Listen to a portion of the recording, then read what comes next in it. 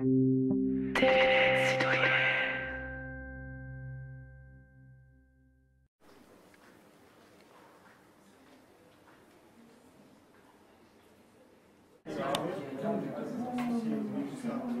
une install party, eh bien, c'est une réunion où on propose aux gens d'installer sur leur ordinateur un système d'exploitation qui est Linux. Alors, j'aurais dire Kesako Linux. Alors Linux, c'est un système d'exploitation qui se veut un concurrent de Windows, qui est un logiciel libre. C'est-à-dire qu'on peut librement le copier, le distribuer, le comprendre et le modifier à sa convenance. Là, je deviens administrateur. C'est pour ça que je m'appelle plus Michel, mais je peux peut-être Salon. Alors, pour être un administrateur, il faut que je fasse SU. SU moins. Ah, faut que je... SU espace moins. Ah, moi je faisais sudo. Oui, mais sudo, vous faites juste pour la commande. En quoi c'est intéressant? Eh bien, c'est de reprendre un peu le contrôle de son PC, c'est d'être maître de son informatique.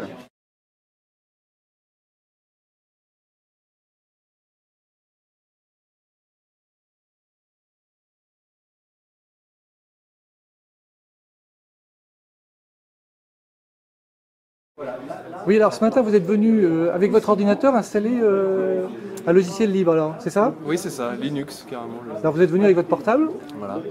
Alors pourquoi vous avez cette démarche-là? Eh bien, moi je suis un peu curieux déjà de connaître Linux. Je fais le dédié à Linux. D'accord, comme essai quoi. Voilà, c'est ça. Pour moi, oui, ça va être un essai.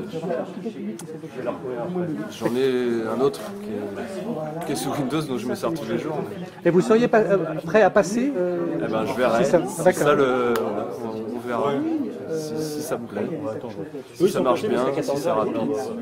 Mais les gens utilisent parfois des logiciels libres sans le savoir. Des logiciels comme Firefox, par exemple, qui est un navigateur web, dont il existe également une version Windows, que beaucoup de gens utilisent sans savoir forcément les tenants et les aboutissants de ce logiciel.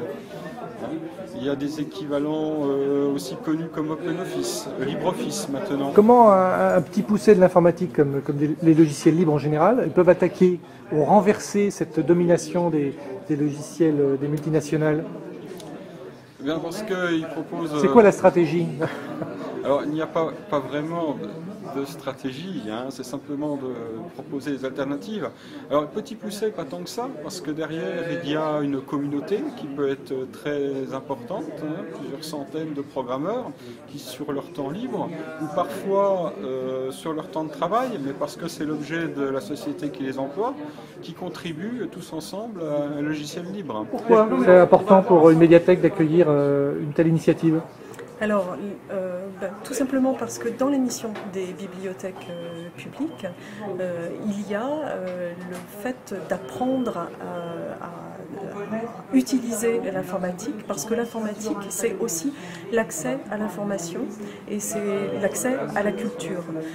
Donc les bibliothèques ont pour mission l'accès pour tous à l'information et à la culture. Donc nous souhaitons initier, familiariser le public à l'informatique qui est un outil d'accès. Alors les collectivités, elles ont un peu de mal parce que bien entendu elles cèdent à la facilité. Windows est déjà là, elle a une base installée extrêmement solide. Donc ce n'est pas facile pour elles de quitter des acquis existants. Par rapport à cette réflexion, ou d'Aix-les-Bains. Il y a une réflexion qui est en cours. Les logiciels libres, par exemple, sont très bien implantés dans tout ce qui est serveur, donc serveur de fichiers. Les collectivités disent qu'il faut des compétences, il faut paramétrer aussi les logiciels libres. On vous sent prudent, c'est pas gagné. C'est pas gagné. Je ne vais pas dire que c'est une collectivité qui veut changer vers les logiciels libres, doit clairement, mais comme tout projet informatique, analyser ses besoins et préparer la migration. Mais cela arrive périodiquement, même dans le logiciel qu'on appelle propriétaire, puisque parfois, souvent, il y a une obsolescence des versions de Windows qui est connue, qui oblige à migrer vers la nouvelle version et donc à préparer le travail. Fondamentalement, ce n'est pas différent.